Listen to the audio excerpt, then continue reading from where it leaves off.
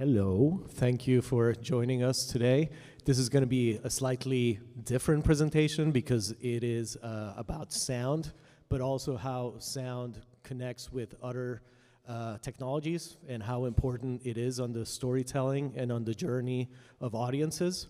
So I'm going to start with just a basic introduction of who I am, who am I, what L-Acoustics is all about, and then I'm going to moderate and let Brad actually talk about two interesting projects that happened recently and how he approached these projects when it came to sound and also multimedia. So I'm going to start with L-Acoustics as a company. We're a French company who has now 1,400 employees, has grown quite a bit. We focus on premium sound solutions. We have manufacturing in France and offices in Singapore. We're opening a headquarters in Nashville, and previously we had our headquarters for the US in Los Angeles. I'm based in Los Angeles. I joined L-Acoustics about 1.5 years ago. I do business development for theater, performing arts centers, and also concert venues. I come from a background, I'm very passionate about combining different technologies and platforms. I come actually originally from sound design for video games and 3D audio. Like I worked with a company called Havoc and Sensora in the year 2000. That was a while ago. Then I joined Dolby Labs to do more HRTF and binaural sound. So I'm very, even though I focus a lot on performing arts centers and theater, I'm very future forward looking on how new technologies can be adapted into different markets and different verticals. If we, I'm just going to pass on this. One of the technologies that we're going to focus on, and Brad is going to talk about it too, is a technology called ELISA. ELISA is not the only object-based immersive sound technology out there, but it's one of the options that you as designers or you as operator or actually as end users can utilize to approach a space and actually make it be much more efficient or much more engaging than having a stereo sound system like we have today. For example, we have a stereo sound system. So ELISA was born about 10 years ago through the R&D department of L-Acoustics with a huge influence from other technologies that were back in the day, from quad to 5.1 to 7.1. ELISA, we could almost say it's an evolution of all these surround technologies over the years. One of the benefits of ELISA is the ability to pinpoint and localize actors and localize sources much more effectively, which gives you a lot less fatigue in your hearing and in your experience when you're either being entertained or trying to perceive a message properly. So it gives you an absolute perfect localization of the sources. It also interferes less because you have more elements that are reproducing the sound. So for a lot of people who design using ELISA or a comparable solution, you have a canvas that's a lot bigger where sounds are not interfering with one another. So you as an audience member can actually identify different sounds much more effectively. And in a sweet spot when we talk about stereo, instead of two speakers actually creating a stereo image in the middle of the room, you have the ability of creating this sweet spot that's much more expanded throughout the seating or the standing audience. This is just a graph of how, for example, a fully immersive sound system of ELISA would look, where you can actually put more speakers throughout the venue.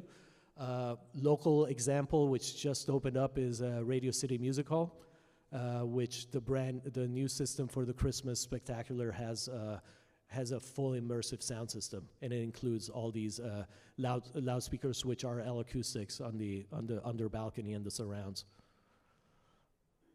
So just to finalize a little bit on the approach of ELISA, as a company and other companies also in the professional audio industry, we're trying to fine-tune how we control the source, the system, and the space So we are taking care of talking to people that are creatives and creating the content to make sure they have the tools to be able to fine-tune the content that they want to deliver. Then we have a system which could be amplifiers, electronics, and loudspeakers. And then we have, we're approaching the space. For example, we have a technology called Ambiance that allows you to resize the room with microphones and speakers. So those are the three elements that we're focusing as a company, and I think many other companies in the market is source, system, and space. Brad is going to talk a little bit more about this, but I welcome you if you or your sound design team wants to explore in using object-based or immersive audio. There's auditoriums from our company and from other companies around the world where you can actually do some sort of previs. And Brad is going to expand a little bit more, so I'm not going to steal his thunder. So another technology that we're approaching is called HiRIS, which is Hyper-Real Immersive Sound System. And that one is designed to create spaces that could be corporate and also residential, and the ability to reconfigure these spaces with a push of a button. So you can turn it from having a piano player or a violin player in the room and actually make it sound like a concert hall to actually turn it into a cinema room. So this has been adopted quite a bit in high-end residential, but also in corporate rooms as well. So I just wanted to give you these technologies and for you to keep them in mind. And what I wanted to focus, because I know the crowd of Framework is quite into interoperability and also being able to mix technologies, I just wanted to communicate that Elisa in our entire ecosystem is compatible with things like OSC and DeskLink, so you can actually connect to platforms like DMX as well, or platforms that are digital mixing consoles. We work a lot with QLab. Brad is going to talk a little bit about that. And we have plugins for many different platforms like Resolume, Max MSP. We do talk to Unreal, and I'm going to talk a little bit about that with Unreal Link and also through Audiokinetic Wise. So you can actually create objects in Unreal and send them into Elisa and vice versa. And these are some of the control plugins. Lost the microphone. Control plugins we have on some of the digital audio workstations that are out there. So we're compatible with all of these platforms. Another interesting thing, and I'm losing microphone again. Let me see.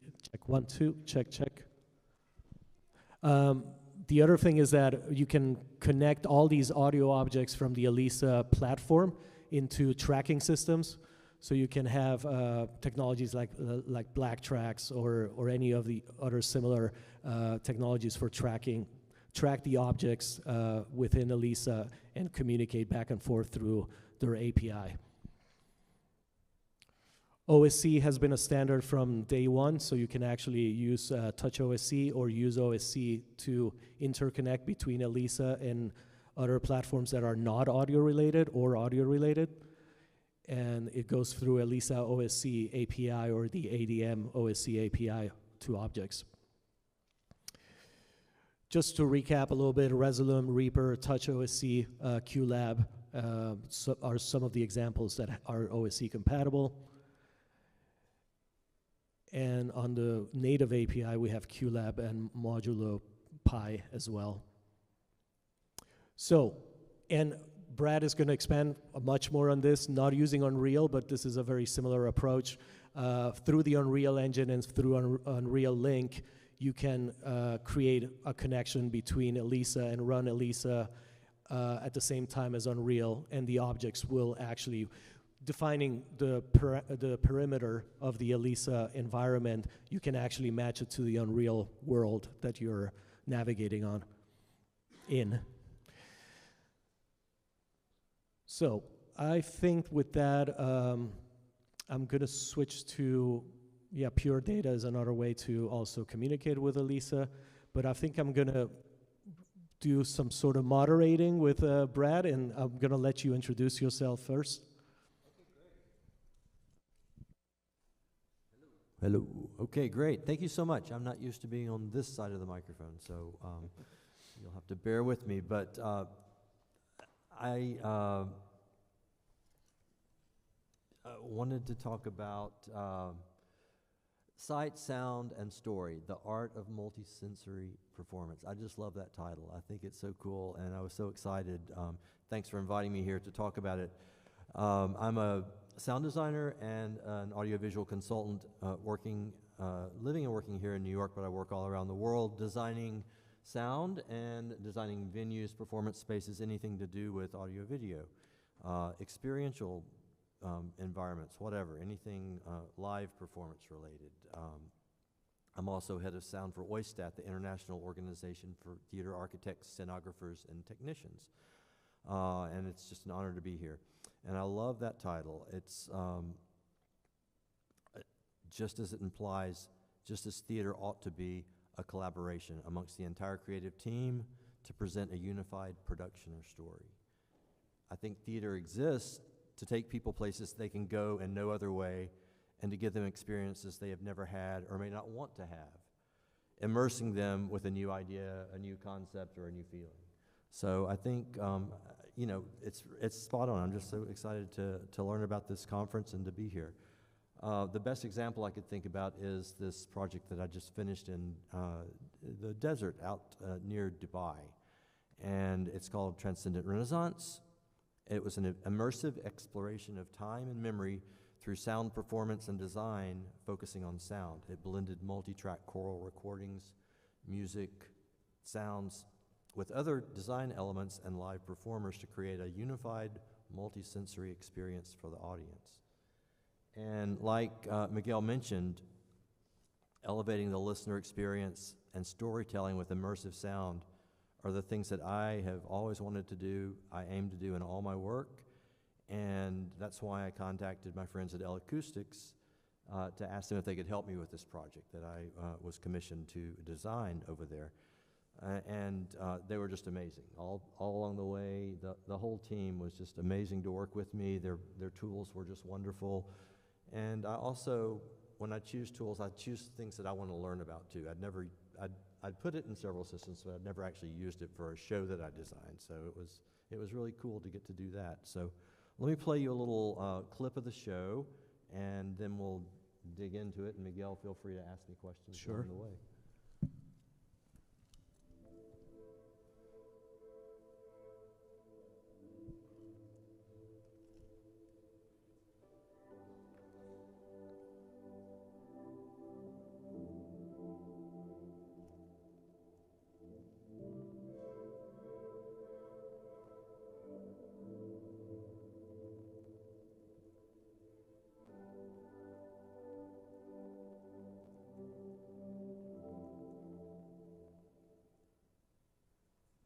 So like I said, this was out in the desert. Sharjah was the Emirates, just outside Dubai, and it was the Malaya Center. It's a museum and park developed around a 4,500-year-old burial site, and behind that wall is this 4,500-year-old, the relics and ruins of this burial site. You can kind of see it there inside that wall. So if you take the space, the site was just perfect because our performance was intended to connect participants to both their past and to the future. So it really worked very well. But if you look at the site, going across in plan view, we used this whole circular area around the burial site as our playing area, and it's 40 meters across, so it was huge. And then this part here was 2.5 meters tall, and then there was about 8 meter tall wall to the museum. It was a curved wall that we used as a backdrop at times, and we used it as a projection surface. So it turned out really, really well. I was really pleased. Actually, regarding timeline, when did you get involved with the project? How much time did you have to approach it sonically? Was it a very rapid project, or did you have? We actually had some time. I mean, usually these things come up at the last minute, but we had some time on this one. Especially when designing for a show, 6 months is kind of a long time. If it's a system design for a new building or whatever, 5 years might be a timeline. So it's never too soon to call. So if you're ever needing a consultant or a designer, call today. The longer you wait, the more it costs to change things. I always like to tell people. So the sooner the better. But this one, we did have 6 months or so to develop it, and we did it a little bit here and there, but things still get put off to the last minute, and we didn't have our system approved until about 3 weeks before the show. I wasn't 100% sure that I was going to have all these speakers I'm about to show you. So, but we ended up getting them, so it was fine. I didn't have to redesign. But yeah, so as you can see in this slide, the audience is interspersed with the performer, so it was a completely immersive experience. So the sound, the lights, the video, everything just engulfed the audience. And I want to talk a little bit about the design. And for my design, I did the modeling in Sound Vision, which is a product that L-Acoustics makes, and it is their prediction engine. It is their controller for the amplifiers. It's kind of the brains of the whole system, in a way. Would you say, Miguel? Yeah, totally. Yeah, Sound Vision, as many tools out there, is our prediction software. And what it allows you to do is actually have a very precise simulation of how SPL mapping, sound pressure level, is going to look like and feel like in the venue. When would you say you did this before the show? Like 2 months before, or? I actually did this as soon as I heard about it. Okay, got it. As soon as we got the site identified, I was just like, I got to throw something together to pitch an idea so we could set a budget and blah, blah, blah. So I started, and the design changed very little from that point, which could be good, could be bad, but there was nobody saying no, so which is very unusual. Got it. Okay. Yeah, but so that's where we started. I put the speakers there after we modeled the space, and I use Revit is what I use for modeling, but I did the 3D modeling. Actually, there was no blueprints of this space, so I did it from Google Earth to get the measurements, and I was within a meter on most of the measurements, so it turned out pretty good. But what I ended up doing was an inner ring of 20 speakers, and that was the L-Acoustics X8. And an outer ring of 20 speakers, which was L-Acoustics X12. Up here was that viewing platform where people visiting the museum could look down and see the relics down in here. We used it as a presentation area. And then we had, on the light towers, there was 4 light towers, we had speakers on top of each one of those, and those were X12s as well. And then we had 8 subs, and they were the L-Acoustics SB28 subs. So that's that. From that point, after we got that built and settled on, we brought it into Elisa, which Miguel's been talking about, and that is the engine that does the processing and the controlling of the sounds. So you can see here, like the speakers one-to-one move from there into the Elisa controller. So I've got my 20 outer, my 20 inner, and over here is a source list. So every sound source that I had 64 tracks of audio from QLab that came in, and I had 6 wireless microphones. So all of those came in to that list. Per cue, I could pull whichever sounds I wanted to use in that scene and place them on the soundscape window in Elisa. And what's really important to me is that sound is treated as an element used to help tell the story, almost like another character in the play or performance, not simply for flashy effect or to get somebody's attention, but to actually help tell the story. Sometimes people don't even notice the sound, which I see as a compliment if it blends right in. So it's really important to me to have the right tools so I can work in tech rehearsal, because tech rehearsal, you never have enough time to develop things. So I need this hardware and the software to be rock solid and to work with my creative workflow, so I can actually work with the director and the other members of the creative team to actually create the sounds portion of the play. So this approach that L-Acoustics, Elisa control engine takes was that every one of those sounds, 64 plus 6, I had available to me, and you bring them into the, whichever ones you want to use, they're all numbered, and you bring them in and you place them where you want to place them in the space. And then you can see some of them are moving around. I had some birds that would fly by. This was the pre-show. Birds would fly by. We had some music that moved around. Some things were static. Up here, the red line, it would kind of localize to the center dot, but where the line goes out, it means the sound spreads amongst multiple speakers. There was another time you can fire cues on top of cues. Say, for instance, if this was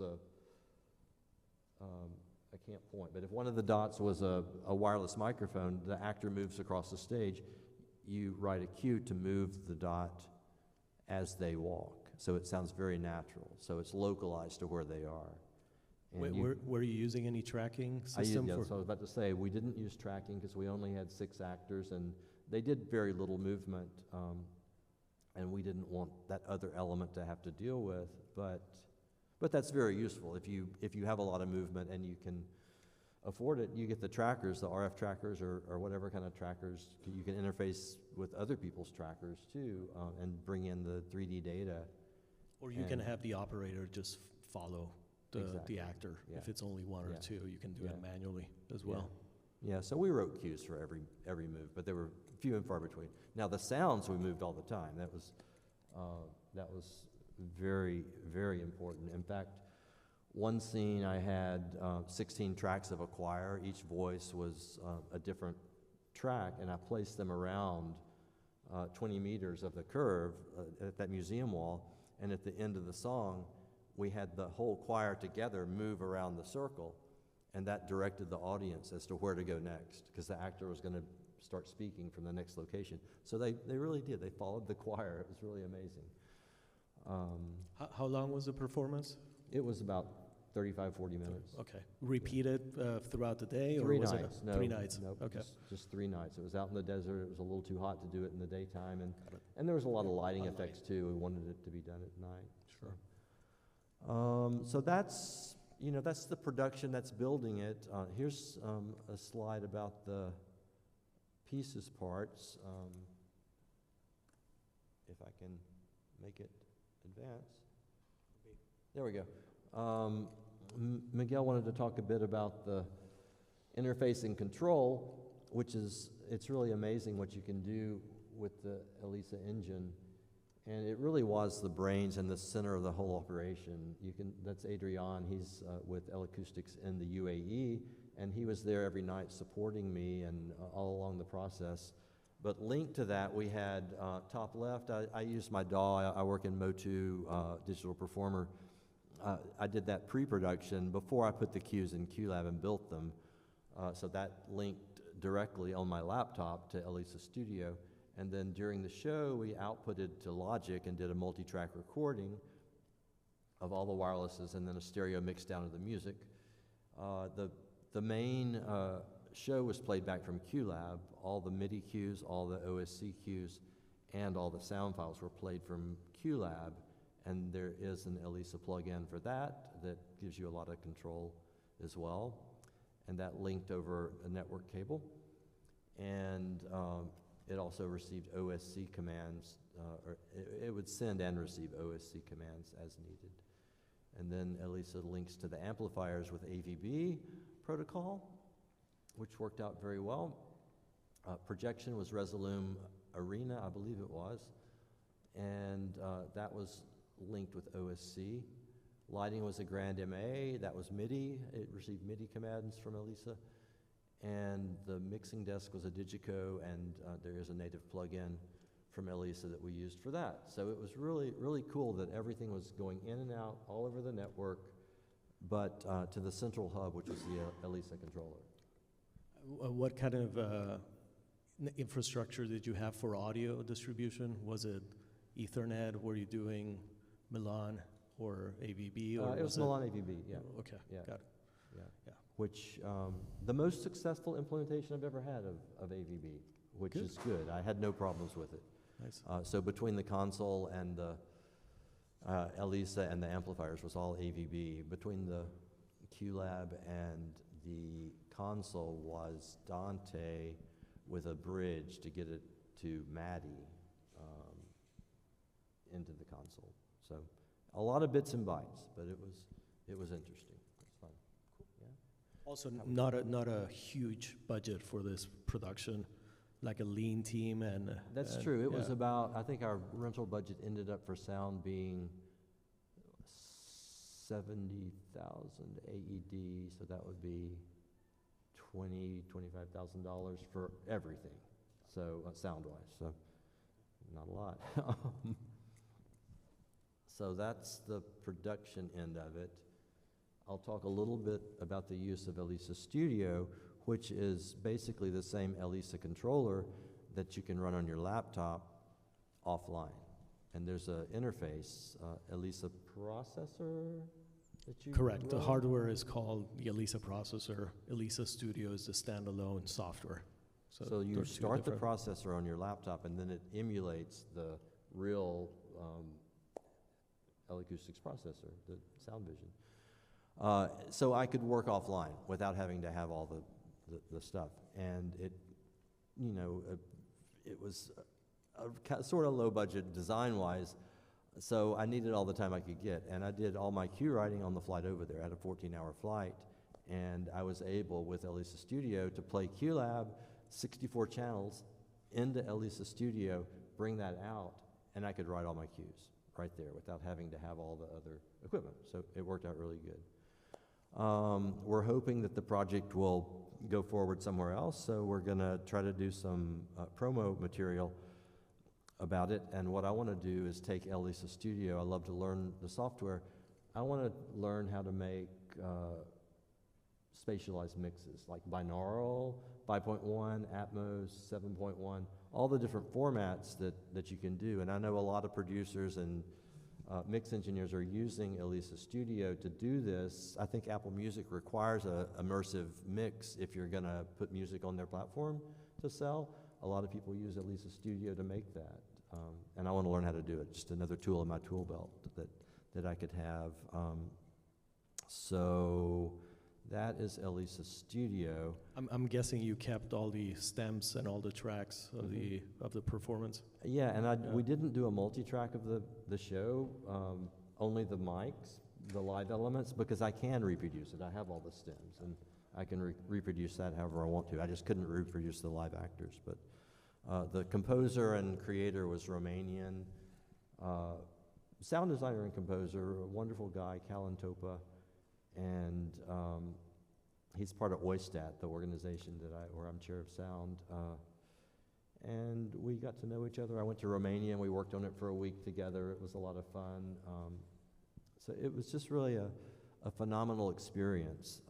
And he wants to come over here if we mix this thing for the video promos. And I know there's this Boulevard Carroll space here in town, which Miguel said I could talk about, where you can come and demo your project or have a demo of Elisa Studio or Elisa in general.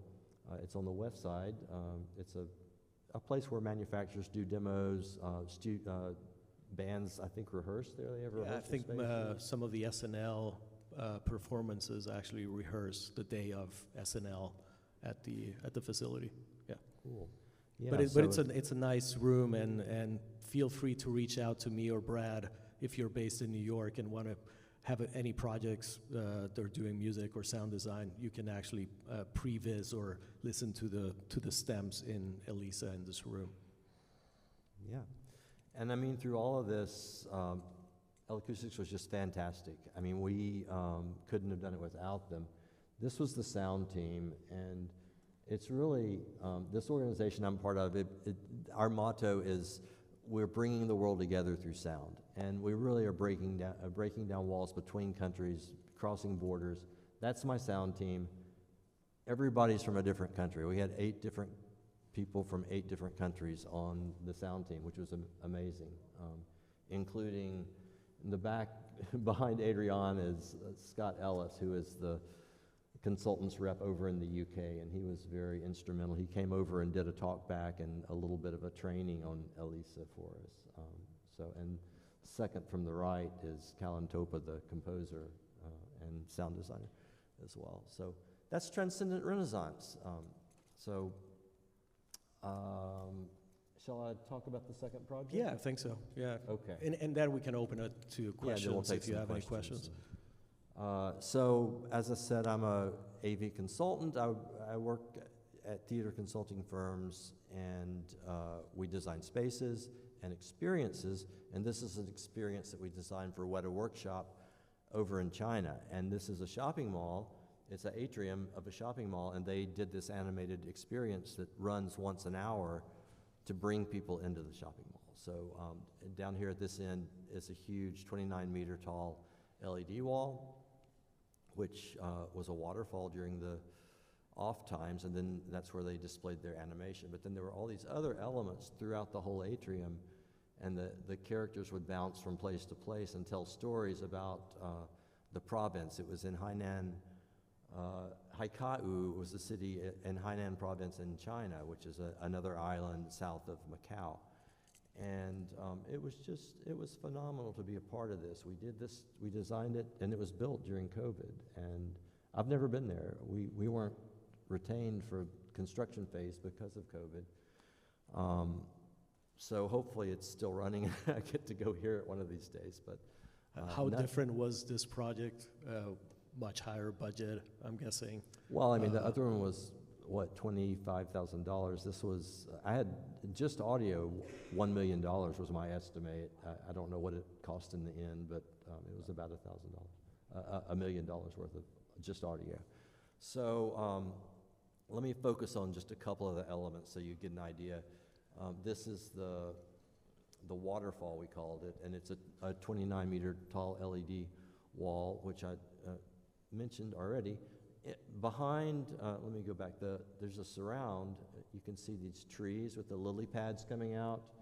Behind that are the line arrays. They didn't want to see anything, so it was very well concealed. We worked with them to make sure they could be built around and that they had the right kind of material that the sound would pass through. But you can see up at the top I have 2 X12s, which are not terribly large speakers. It's the same speaker I had at the site in Sharjah, but I used them for localization. And Miguel mentioned localization. It's really important to me that sound, it's got to come from the right place at the right time, and time is distance. So if I get a speaker up there, it doesn't have to be terribly loud, but if you hear it first, you think the sound's coming from there. So a huge 29-meter screen, if a character's up there talking and the sound comes out down there where the arrays are, it's not going to sound right. So those 2 top speakers are just for localization. And then as you come down, there are 4 SIVA subs off to the right there, and then you have the main arrays, 10 aside of Cara 2, and down at the bottom was the sub bass, 2 SB18 loudspeakers. And then back on the second level there, you can see the equipment room was behind the screen. And off to the bottom right here, you can see this is one of the animal figures. We call them tree deer. And that's one of the elements that would interact with the animations on the screen. So within these, there was lots of lights, and of course I had to put some sound to make them sound natural. So we chose the L-Acoustics 5XT, mainly because of size. That's what would fit in there, but you can see here the detail of where we ended up putting this. And this was designed by Apiro Design for Weta Workshop. And Apiro's a theatrical design firm that I used to work for up until May, and I'm now, I took the summer off, and I'll be going somewhere else soon. Did you have a chance to prototype this before going on location to install the speakers, or Did you Well, do a we were mock-up? supposed to, but when COVID hit, it all happened on site. And I've got another presentation. Next year, I'll come and show you that one. They built this, and I didn't know if, because these pictures you can't see any speakers, so I didn't know if they even put the sound in. I thought maybe they did some, you know, Chinese are known for knocking things off and not putting, but they did. They did exactly what we designed with a few substitutions, but it was fine. But we weren't maintained for construction administration phase, so we did not do any of the acceptance testing. But what I was getting to was when the L-Acoustics put me in touch with the people that actually installed it, they gave me pictures of the install. They got locked in the building for 2 weeks. They could not, they were given the, you know, the foam that they pack computers in, they were given a sheet of that, each person. They had to sleep in the building because one person had contracted COVID and they were afraid everybody else was going to get it. So they'd bring all their meals and they slept on the floor.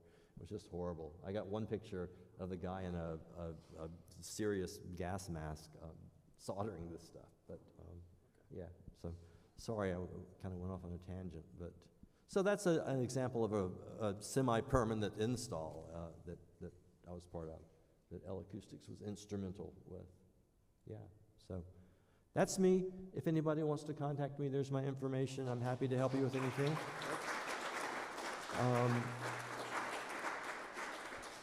I guess we can open it for questions. I guess to summarize, I think my thought and my message is that try not to leave sound to the last minute. Try to bring people who are driving the creative spec and all the people and stop working on silos. I've seen a lot of projects that scramble in the last minute because sound was never considered, and then it becomes, the experience does not become as stellar as it could be. So let's open it to questions. Can I start? Thank you so much. Brad, I'm super curious for both of you. Are there spaces, I think I can speak specifically of New York, that you find are really, really exciting in terms of the flexibility or, you know, the possibilities that are existing within built spaces currently in New York? Do you find that people are making changes and making them better?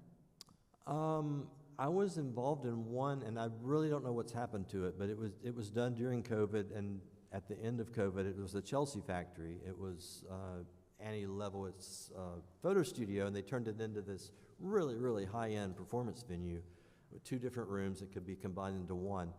And they ended up with some funding problems, so they had to close. I think it's still a venue. I don't know if the system's in there, but I had a different manufacturer, but a immersive audio system that was quite good and a pretty decent video system. So that was a great space. The one that you took me to the first time I ever went was the Shed, Yeah. which I think does some good stuff. I think they had some noise problems at one time, which I don't know if they've solved that or not, but Yeah, I think the main hall was not designed to be a concert hall, so the first concert of Bjork was a little bit of a acoustically not challenging, let's say. yeah. But I think it has. I haven't been back in the main hall, but I know it's reconfigurable. So depending what type of show is being performed, it might perform differently. Yeah. Another one I just worked in was Signature Theater. Their medium-sized theater. It's a black box that they reconfigured to be an oratorio, almost like a church for, it's a show that's still running now, and it was completely immersive, very similar to the one that I showed here, where the actors move amongst the audience every which way, up, down, behind. The band was split either side of the audience. If you get a chance, go hear that one. It's really good. It's done with another immersive engine, but I was the Oratorio for Living Things, and it runs through the 23rd of this month. And that was done with another spatialization engine, which Elisa does their movement with level changes in level, and there's other algorithms that use delay as well. The one that we chose for Oratorio also makes use of delay, so you can, you delay a sound to make it sound further away, or to move it in a nutshell. Long answer, sorry. Hi, thank you for the presentation. Really impressive. And personally, I came from China, so appreciate your work. It was really a connecting moment. And my question would be, since I am I was a videographer before my career in New York City, so the feeling that I have is always I can start editing when I have a music. And then I guess my question for the Aura project is like how sound collaborate with like visual team. Like I guess there is a very creative space for you guys to collaborate. What's that process would look like? That's my question. So for the one I presented, for? Or in general. Okay. Well, for the one I presented, for Transcendent Renaissance, it was an extraordinary experience because the composer was there with us, and it was his project, and he's a sound designer. So he understood the importance of all of this. He understood the importance of being able to control each track as an object, which we used a Lisa controller to move them around. So that really helped.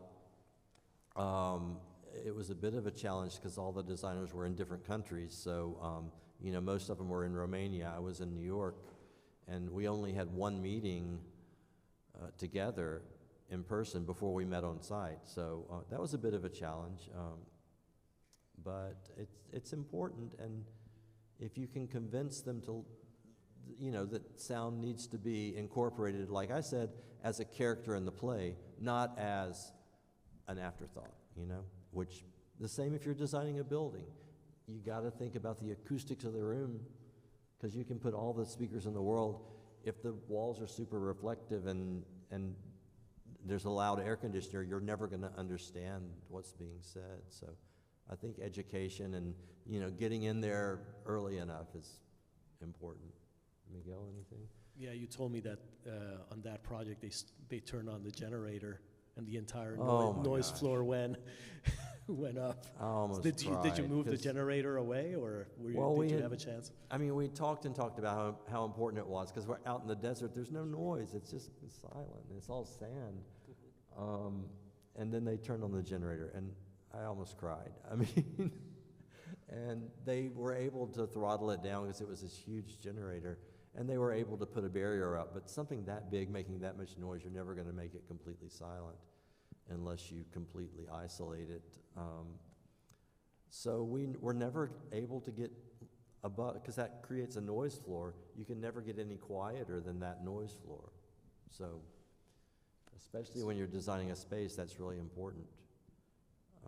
I mean, I could tell a story about, I went to the Philippines, and I went to this church, mega church, and the sound, a decent or wonderful sound system, I think it was Meyer or something, and but there was this huge blower on the side wall behind a grill that made all this noise, so they had to turn it up super loud, and it was just a horrible experience. And I Googled who designed the space, and the acoustician was the company I used to work for in New York, where I met Lainey at Acoustic Dimension. So I messaged David Kahn and said, "What happened here? Did you all design?" He says, "I will send you a letter that Craig Jansen wrote saying that this space will never work if you put that machine there in that location." And what they were trying to solve it by buying an L-Acoustics PA. They were going to get bigger, better, louder speakers to make, but it was never going to be a good experience because they had to get over that noise floor. So I think we have time for one more, if anybody has one. No? All right. Thank you very much, gentlemen. Thank you.